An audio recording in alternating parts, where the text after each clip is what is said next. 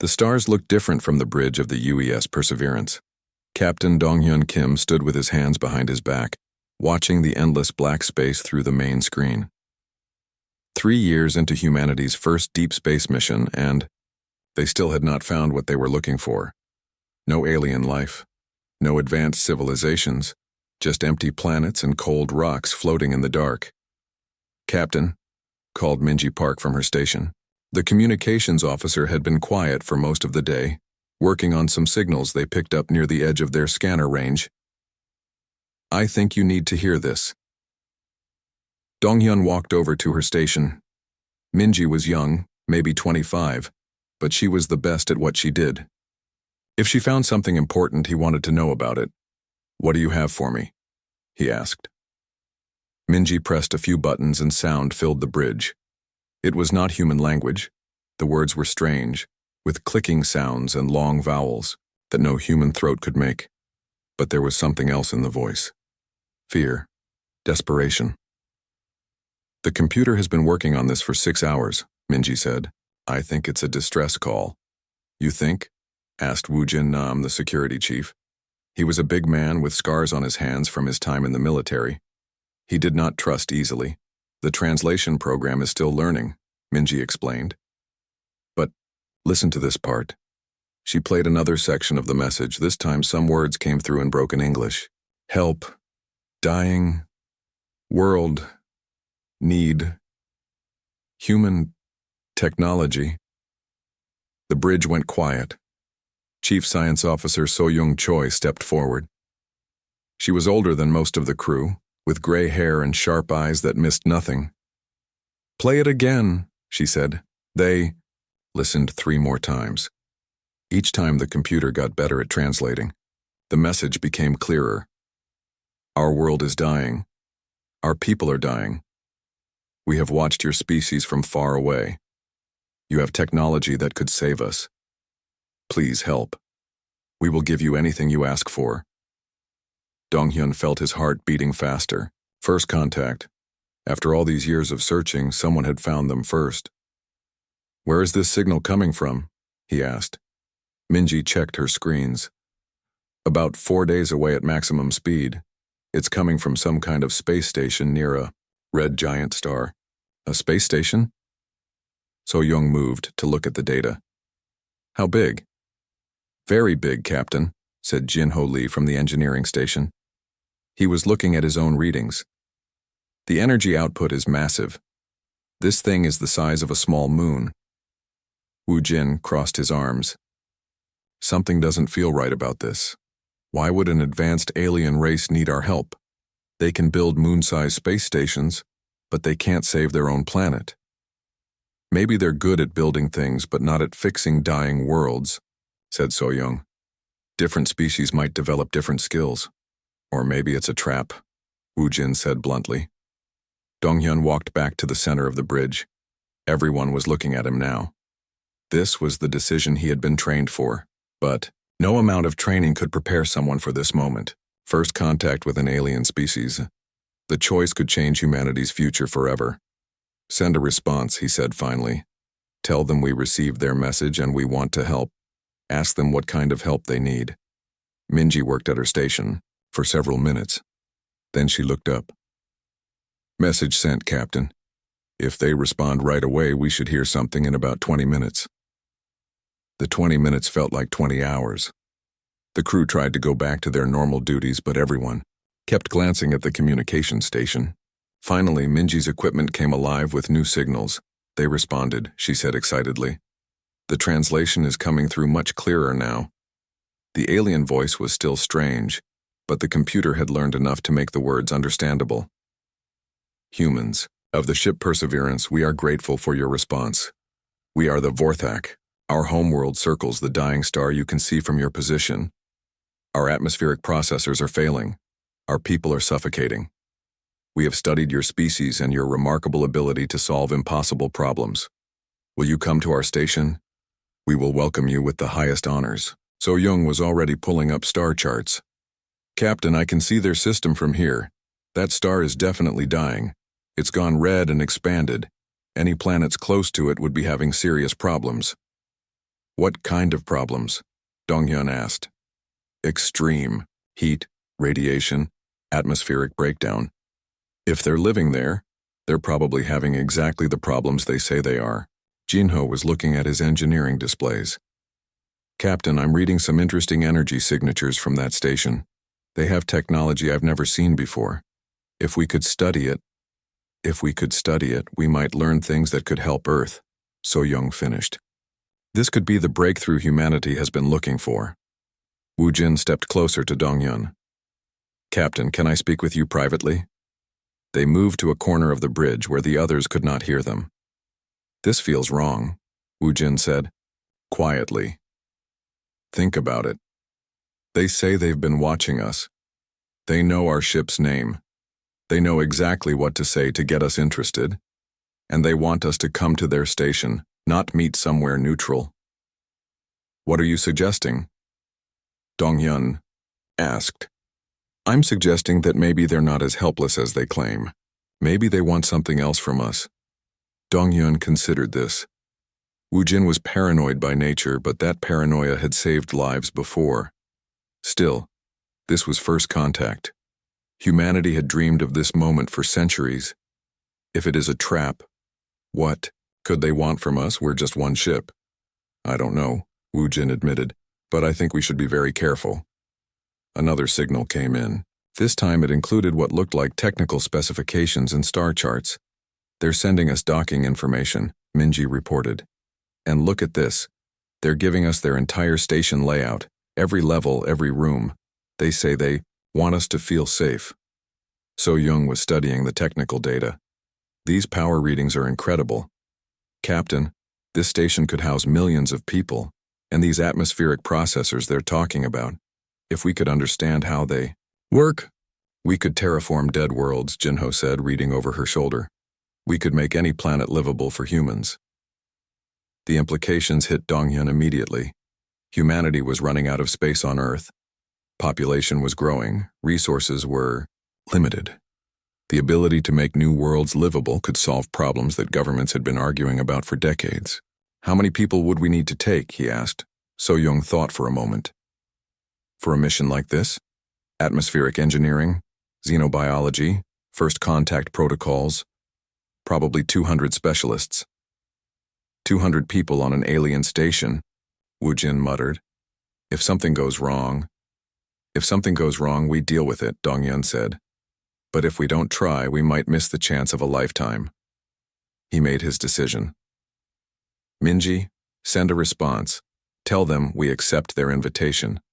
We'll need 48 hours to select our team and prepare for the mission. Yes, sir, Minji said. But she looked nervous. The next 2 days were chaos.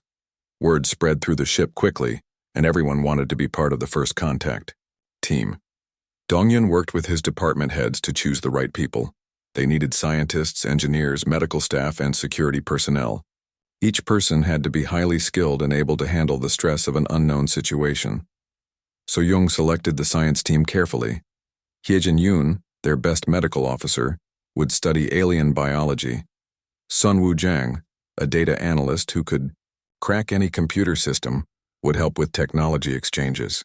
Yuna Ko, who officially worked in logistics but had a background in intelligence, would observe and report on anything unusual. Jinho picked his engineering team based on versatility. People who could understand any technology, fix any machine, and adapt to any situation. Da-Yun Song was listed as a geologist, but Donghyun knew she had explosives training from her military service. Better to be prepared. Woo Jin chose his security people very carefully. Taewon Oh was officially an engineer, but Donghyun knew he had special forces training. Kyung-jae Shin was a communications specialist who also happened to be an expert in military tactics. Won-ho Kang worked in computer systems, but he could hack any network ever built. The alien signals kept coming. The Vorthak seemed excited that humans were coming. They sent pictures of their station, information about their culture, even what looked like welcome ceremonies they were planning. They seemed very friendly, Minji observed as she processed another transmission. Maybe too friendly, Woo Jin said. But Donghyun noticed he was studying the station plans very carefully. On the morning of departure, Donghyun stood in the shuttle bay looking at his team.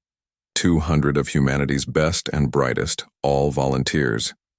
For the most dangerous mission in human history. They looked confident, eager, professional. He hoped he was not leading them into disaster. "Listen up," he announced. "We're about to do something no humans have ever done before.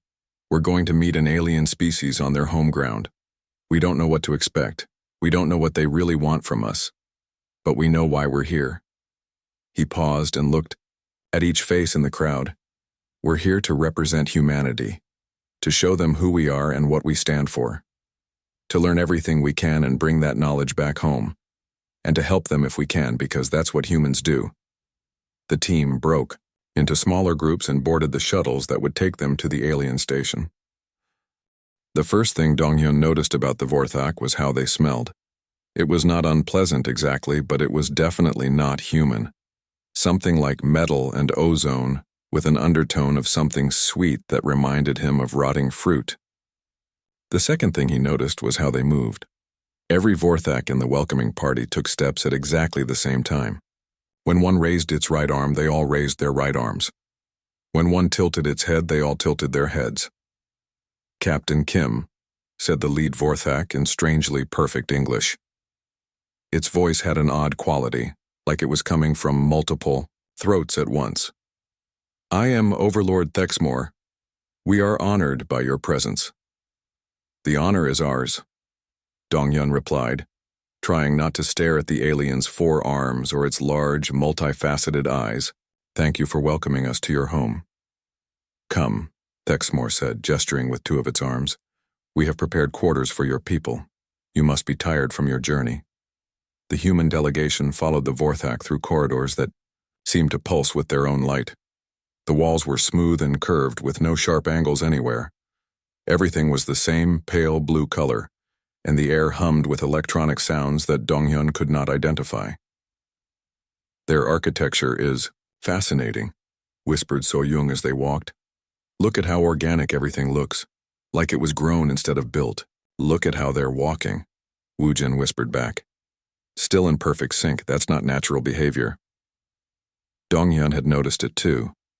The Vorthak moved like a single organism with many bodies. It was unsettling, but he reminded himself that alien behavior would naturally seem strange to humans.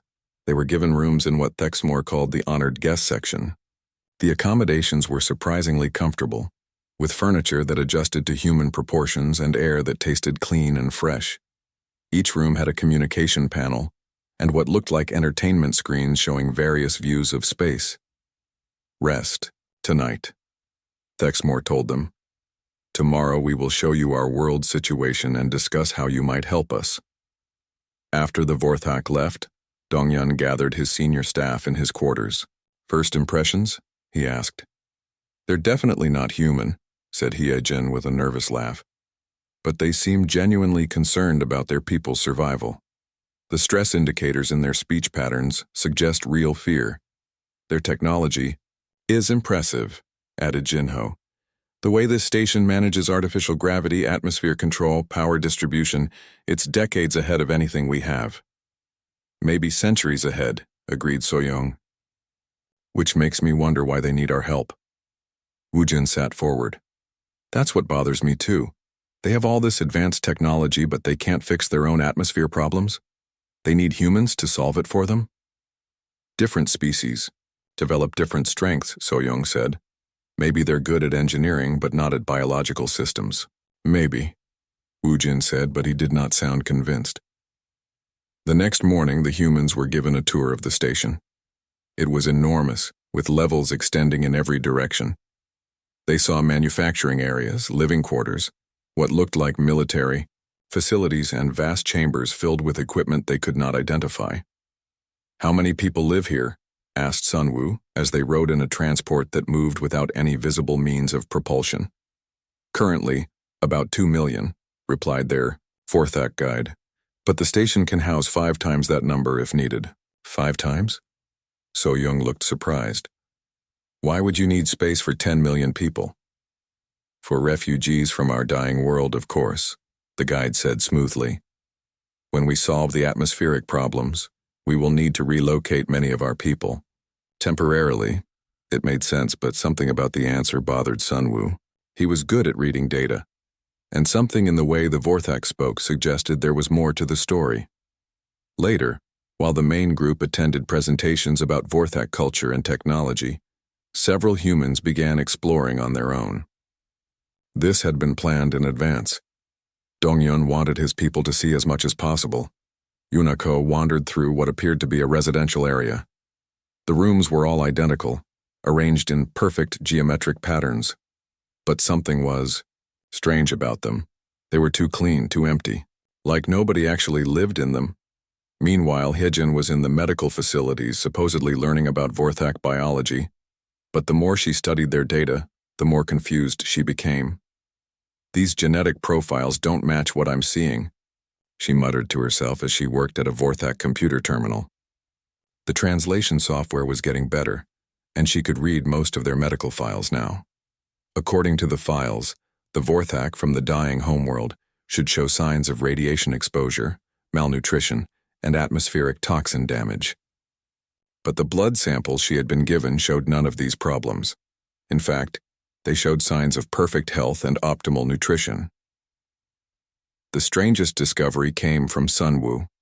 While examining their communication systems, he found data files that were not supposed to be accessible to humans. The Vorthak had forgotten that humans were very good at breaking into computer systems. What he found made his blood turn cold.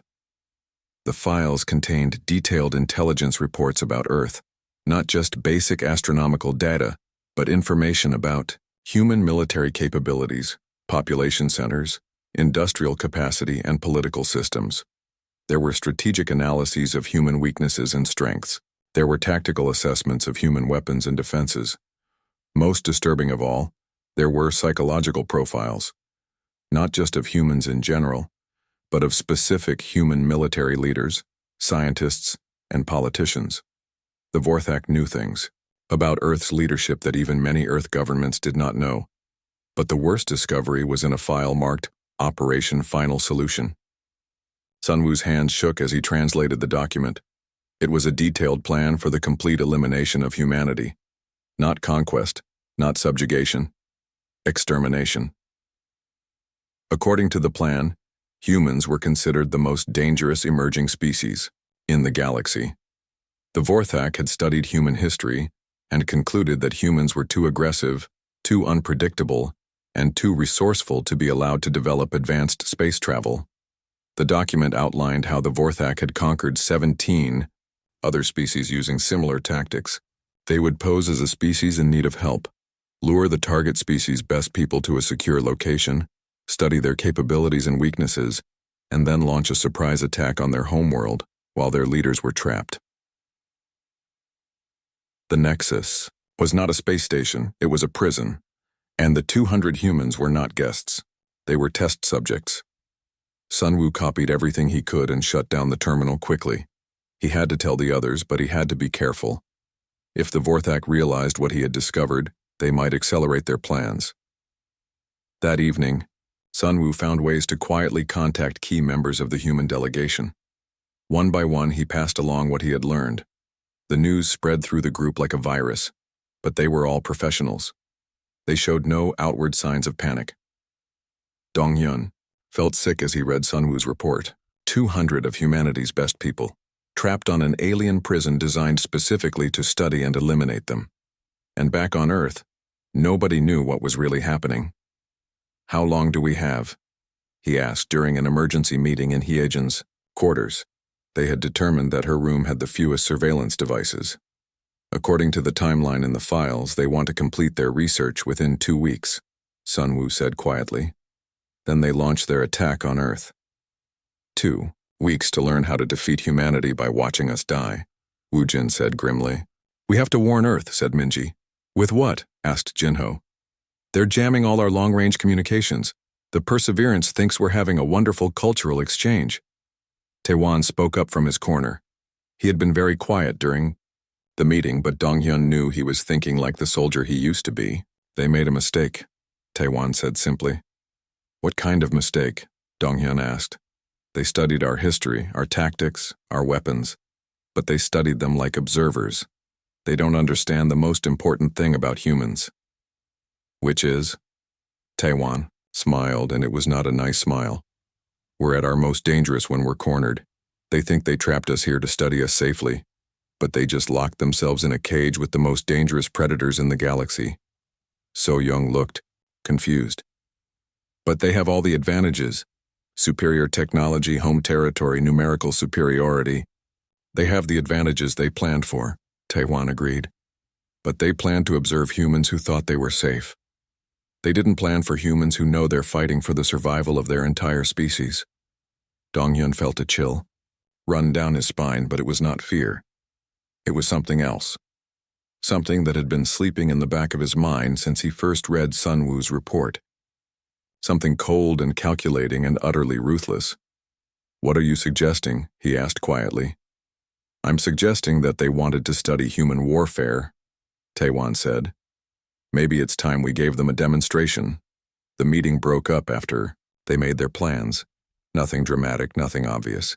Just small changes in behavior, small shifts in routine. The humans would continue to act like grateful guests while they prepared for something the Vorthak had not anticipated. Over the next few days, the Vorthak began their tests. They created what they called emergency scenarios to see how human. The first Vorthak died at 0347 station time, 3 levels below the command center. His name had been Kexthor, and he had been monitoring human activities in the residential section when Taehuan O stepped out of an air vent behind him. Kexthor never had a chance to sound an alarm. One moment he was watching his screens, noting how the humans seemed to be having trouble sleeping. The next moment something very sharp slid between the plates of his exoskeleton and found his central nervous system. Taewan dragged the body into a maintenance closet and took the Vorthak's communication device.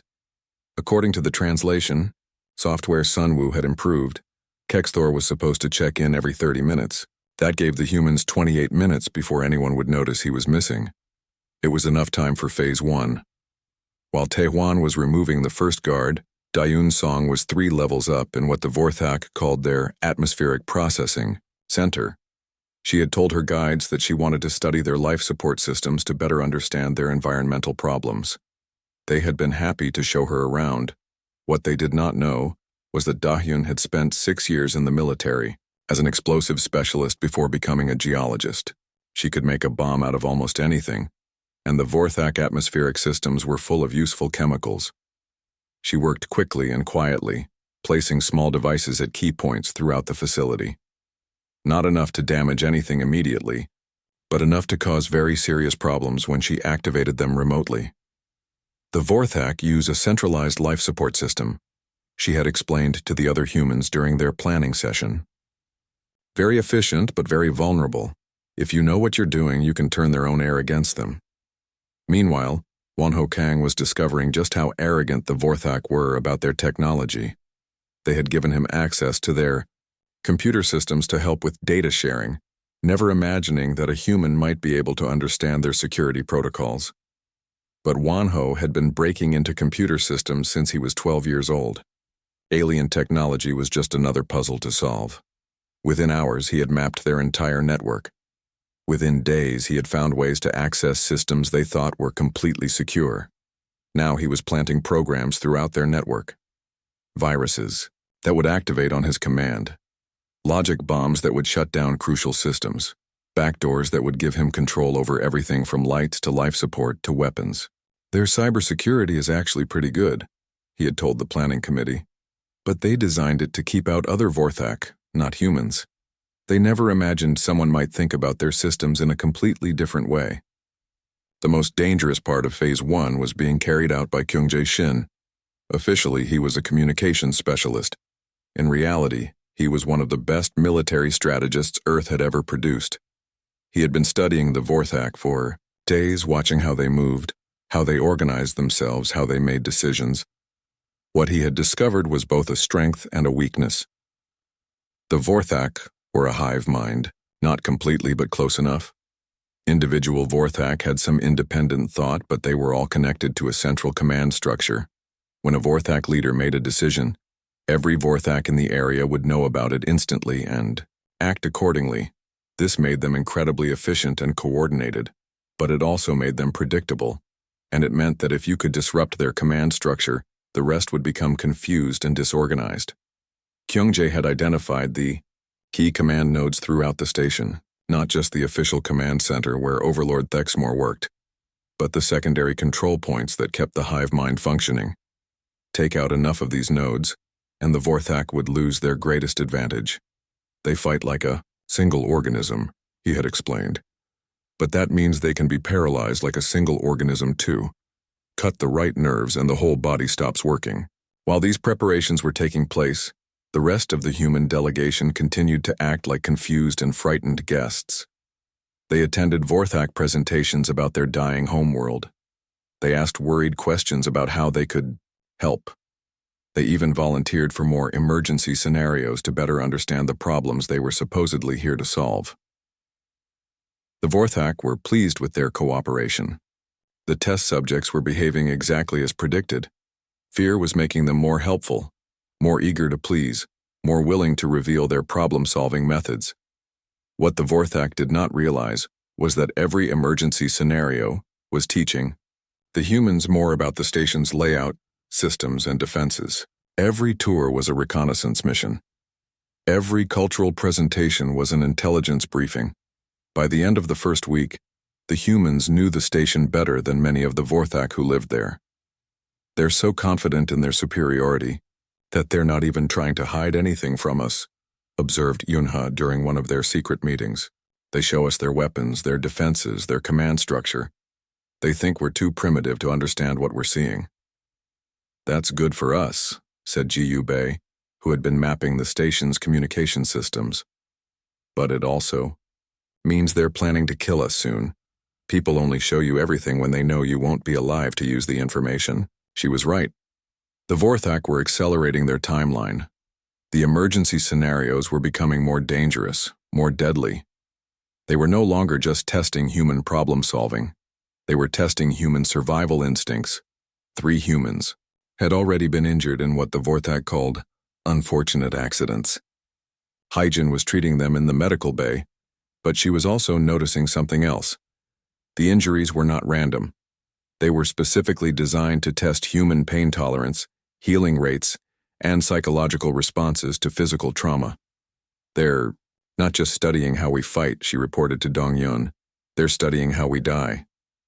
That night, Dong-Yun made the decision he had been dreading since this all began. It was time to move from defense to offense. Time to show the Vorthak what humans were really capable of when their survival was threatened. The signal was subtle. During dinner in the main dining area, Dong-Yun made a simple gesture while reaching for his water glass. To the Vorthak observers, it looked like nothing. To the humans who had been watching for it, it meant everything. Phase 2 was beginning. Wanho activated the first of his computer viruses at exactly 2200 station time. It was a small thing. Just a glitch in the environmental controls that made the lights flicker in a few corridors. The Vorthak barely noticed it. 10 minutes later, Da-Hyun triggered one of her devices in the atmospheric processing center. A minor leak in a chemical line that caused a small pressure alarm. Annoying, but not dangerous. 15 minutes after that, another of Wanho's programs activated, causing some of the transportation systems to slow down slightly. The Vorthak maintenance crews began investigating, but they found nothing obviously wrong. What's happening? Overlord Thexmore demanded as more and more minor system failures began occurring throughout the station. Unknown, Overlord, replied his chief technician. The failures seem random, but they are increasing in frequency. We may have some kind of cascade malfunction in our primary systems. Can you stop it? We are trying, but each time we fix one problem, 2 more appear. It is as if the station itself is fighting us. Thexmore's forearms clicked together nervously. This was not supposed to happen. The Nexus was the most advanced facility the Vorthak had ever built. It was designed to be completely reliable, completely secure. What about the humans? Are they still secure? Yes, Overlord, they are all in their quarters. Our monitors show no unusual activity. But the monitors were lying. Wanho's programs had taken control of the surveillance system hours ago. What the Vorthak were seeing were carefully edited recordings that showed the humans sleeping peacefully. in their beds. In reality, the humans were moving through the station like ghosts. They used maintenance tunnels that did not appear on any Vorthak maps. They moved through air vents that were supposedly too small for human bodies. They walked through corridors at times when the surveillance cameras were looking the other way. Seungjin Yu and Minkyu Ryu reached the fighter bay first. As a pilot, Seungjin understood spacecraft better than most people understood ground vehicles. It took him less than an hour to figure out how Vorthak fighters worked, and another hour to sabotage them in ways that would not be discovered until someone tried to use them. Their fighters are impressive, he reported through the communication. System Sunwoo had jury-rigged. Fast, well-armed, sophisticated. But they have the same weakness as everything else the Vorthak build. Which is? Asked Dongyun. They're designed by a hive mind for a hive mind.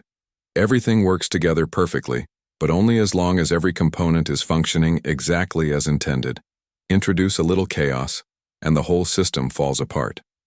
Seungjin had introduced quite a lot of chaos. Navigation systems that would give incorrect readings, weapon systems that would misfire, life support systems that would shut down at the worst possible moments. The Vorthak fighters would fly, but they would not fly well. In the security center, Heron Lim and Young-Ho Park were having similar success. The Vorthak security systems were designed to keep prisoners in and invaders out. They were not designed to deal with people. The Vorthak had designed the Nexus to be an impregnable fortress. Every corridor had multiple defensive positions. Every room had reinforced doors and independent life support. Every system had backups and redundancies that should have made it impossible for prisoners to take control. But the Vorthak had never faced an enemy like humanity. Chanwoo Lee and Yeonju Kim had spent the last week studying the station's power grid. What they discovered was that the Vorthak loved efficiency. Everything was connected to everything else, with automatic systems managing power distribution to maximize performance and minimize waste. It was a beautiful design. It was also incredibly vulnerable to anyone who understood how it worked. The whole station is essentially one giant machine, Chanwoo had explained during their planning sessions.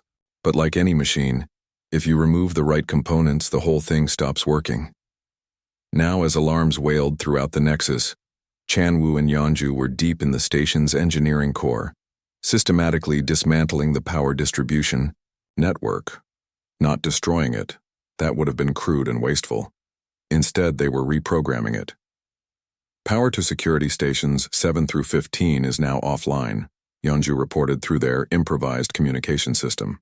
Confirmed, came Wonho's voice from wherever he was hiding in the station's computer network. I'm redirecting that power to the human quarter section. Our people now have triple normal power levels for their equipment. Good, said Dongyun's. Boy. How are we doing on the weapons situation? Better than expected, replied Bomiseo from the manufacturing bay. She was supposed to be a materials scientist, but she was also someone who understood how to turn raw materials into things that exploded or cut or shot projectiles at high velocity. The Vorthak manufacturing systems were incredibly advanced, capable of creating complex devices from basic elements in a matter of minutes.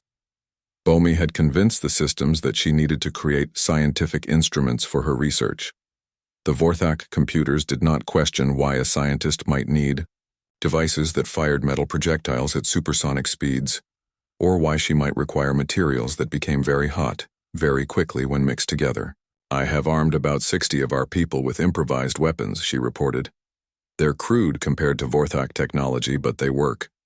And I'm setting up a production line for more. Improvised weapons? Asked Jemin Kwan from the armory. Why improvised? Because we also have access to the real weapons now, he answered, and there was satisfaction in his voice. The armory had been heavily guarded, but the guards had not expected an attack from someone who could walk through walls. Jamin was not actually able to walk through walls, but he was very good at finding ways through barriers that other people considered solid. Maintenance hatches, ventilation systems, and service tunnels that the Vorthak had forgotten about when they designed their security. I count approximately 2,000 Vorthak military weapons of various types, he reported. Energy rifles, explosive devices, personal armor, heavy weapons platforms. Most of it is designed for Vorthak physiology. but some of it can be adapted for human use. How much of it? Asked Dong-Yun. Enough to outfit a small army. The irony was not lost on anyone. The Vorthak had built the perfect prison to study human warfare, and in doing so, they had provided humans with everything they needed to wage war more effectively than ever before. But weapons were only part of the equation. The real advantage the humans had was something the Vorthak had never understood: improvisation. Sujin Han was demonstrating this principle in the station's primary fusion reactor. As a physicist, she understood how the reactor worked better than most of the Vorthak technicians who maintained it. And as a human, she understood how to make it work in ways it was never designed to work. "I can turn the reactor into a weapon," she had told the planning committee. "Not a bomb. That would destroy the station and us with it. But I can overload it in a controlled way that will shut down power to specific sections while leaving others functional." Now she was putting that theory into practice. The reactor's control systems were fighting her, trying to maintain stable power output. But Sujin had convinced the computers that the fluctuations she was creating were necessary maintenance procedures. "Power to the command center will be offline in 30 seconds, she reported. "They'll have emergency power only." "Confirmed," said Dong-Hyun. "All teams, the command center is about to go dark. This is our chance." In the corridors around the command center, Junhee No was leading what she quietly thought of as the hunting party. Officially, she was a tactical specialist. Unofficially, she was someone who understood how to kill efficiently and without remorse when the situation required it. The situation definitely required it. "Remember," she told her team through hand signals, "we're not here to capture prisoners. We're here to eliminate a threat to our entire species, show them the same mercy they plan to show Earth." The team moved through the darkened corridors like wolves. They had been studying Vorthak movement patterns for days, and they knew exactly where the defenders would be positioned when the power went out. They were right. The first group of Vorthak guards died before they realized they were under attack. The second group managed to return fire, but their energy weapons lit up the darkness and made them perfect targets for humans who had learned to fight in the dark. "Command center approach is clear," Junhee reported. "We have 11 confirmed kills and no casualties." "Good," Dong-Hyun replied. "Hold position and wait for my signal." Inside the command center, Overlord Thexmore was discovering that losing power meant losing much more than just lights and computers. It meant losing contact with most of his forces. It meant losing control over the station's defensive systems. Most importantly, it meant losing the coordination that made Vorthak forces effective. "Report," he demanded of his staff. "We have lost contact with 60% of our security forces," came one reply. "The armory is not responding to communication attempts," came another. "Manufacturing Bay 7 is showing signs of unauthorized activity. The reactor is fluctuating beyond normal parameters. And the humans? We don't know, Overlord. Our surveillance systems are offline." Thexmore's forearms clicked together in agitation. This was not how the operation was supposed to proceed. The humans should have been helpless. They should have been begging for mercy. They should have been easy to study and easier to kill. Instead, they were systematically destroying everything the Vorthak had built. "How many soldiers do we have left in the command area?" he asked. "Perhaps 50, Overlord. But they are having difficulty coordinating without the communication network." "And how many humans are there?" 200. But they are scientists and civilians. They should not be capable of this kind of organized resistance. Should not be. Those words were becoming meaningless. The humans should not have been able to understand Vorthak technology. They should not have been able to hack Vorthak computer systems. They should not have been able to turn Vorthak weapons against their creators. But they had done all of these things and more. "Overlord," called one of his technicians. "I'm receiving a transmission. It's from the humans." "Put it through." The main screen flickered to life, showing the face of Captain Kim. He was standing in what looked like the station's primary armory, surrounded by weapons and equipment. Behind him, other humans moved with military precision, preparing for something that Thexmore did not want to imagine. "Overlord Thexmore," Kim said calmly, "I believe we need to discuss terms." "Terms?" Thexmore's voice was higher than he intended.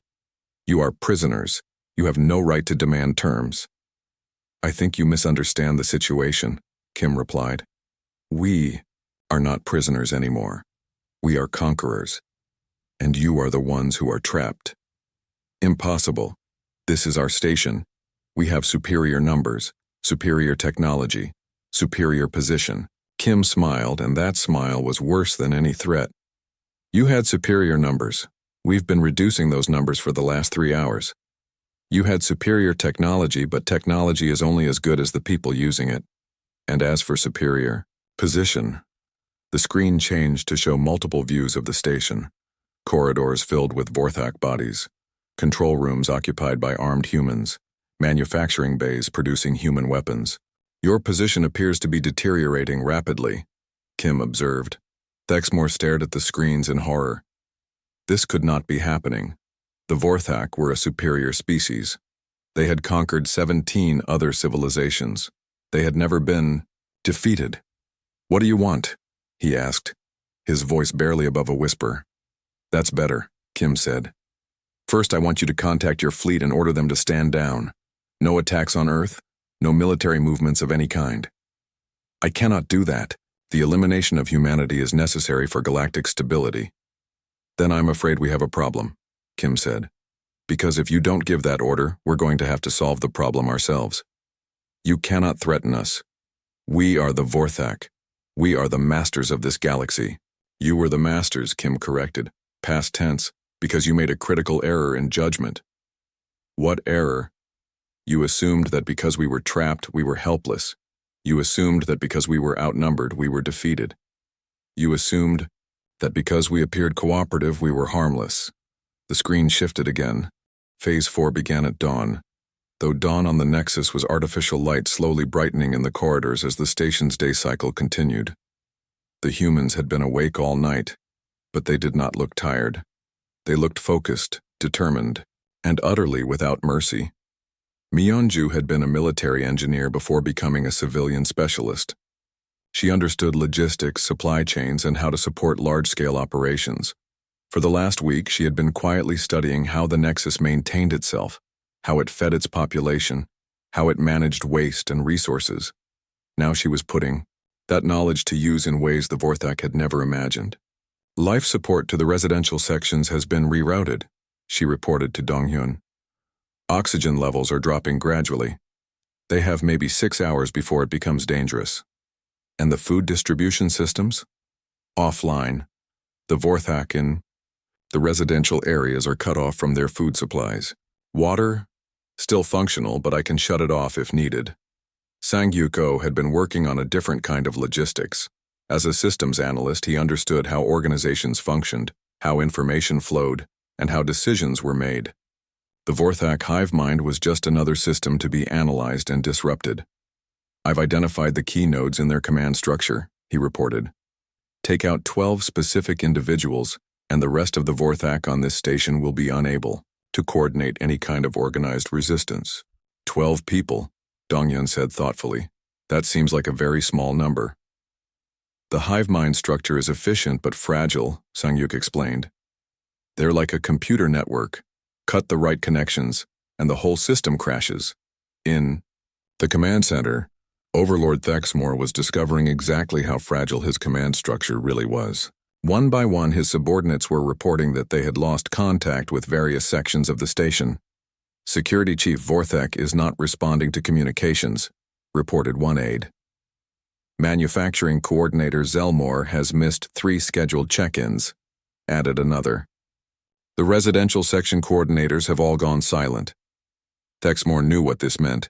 The humans were systematically eliminating his command structure, cutting the connections that held Vorthak society together.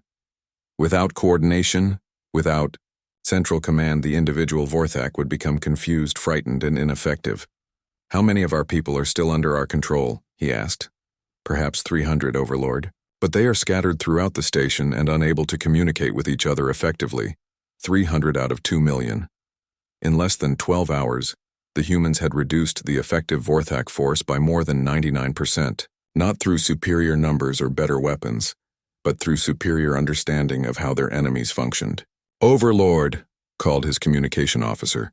"We're receiving another transmission from the humans." Captain Kim appeared on the screen again, but this time he was not alone. Standing behind him were dozens of other humans, all armed with Vorthak, weapons all looking like they had just won a war, which Thexmore realized they had. "Good morning, Overlord," Kim said pleasantly. "I trust you slept well?" "What do you want now?" Thexmore asked wearily. "I want to discuss the future. Your future, specifically."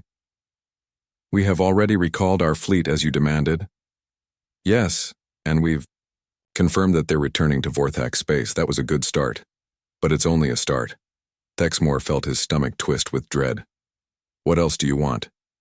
"Information," Kim replied. "We want to know about the 17 species you eliminated, their names, their locations, what you learned from them. Everything." "Why?" "Because some of them might have survivors, hidden colonies, refugee ships, individuals who escaped before you completed your genocide. We want to find them." "Find them? For what purpose?" Kim's expression became very serious.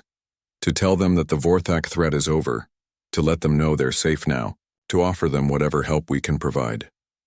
Thexmore stared at the screen in confusion. This made no sense. Why would the humans care about species they had never met? Why would they risk themselves for the sake of beings who could offer them nothing in return? "You would do this for strangers?" he asked. "We would do this because it's right," Kim replied simply. "Because genocide is wrong, no matter who commits it or who suffers from it. Because every intelligent species has the right to exist. Even us?" Thexmore asked quietly. Kim was silent for a long moment. When he spoke, his voice was carefully controlled. "That depends on you. Are you going to continue trying to eliminate species you consider dangerous? Are you going to keep conquering and destroying? Or are you going to find a different way to exist in this galaxy? We are what we are. We have always been conquerors." "Then you'll die as conquerors," Kim said flatly. "Because humanity will not tolerate genocide. Not against ourselves, not against anyone else. This is not negotiable." Another long silence. Thexmore could hear his own breathing in the quiet command center. Around him, his remaining staff waited for orders that he did not know how to give. "What would you have us do?" he asked finally. "Stop," Kim replied. "Stop conquering. Stop killing. Find something else to do with your lives." "And if we cannot change? If we are incapable of being anything other than what we are?" Kim's expression did not change, but something cold flickered in his eyes. "Then, we'll do what needs to be done, just like we did here." The screen went dark, leaving Thexmore alone with his thoughts and his rapidly shrinking options. Throughout the station, the final phase of the human operation was proceeding with mechanical precision. It was not random violence or mindless revenge. It was careful, systematic, and utterly thorough. Junhee No was leading teams through the residential sections, moving from door to door. At each residence, they made the same offer: surrender peacefully and be relocated to a secure area, or resist and be eliminated.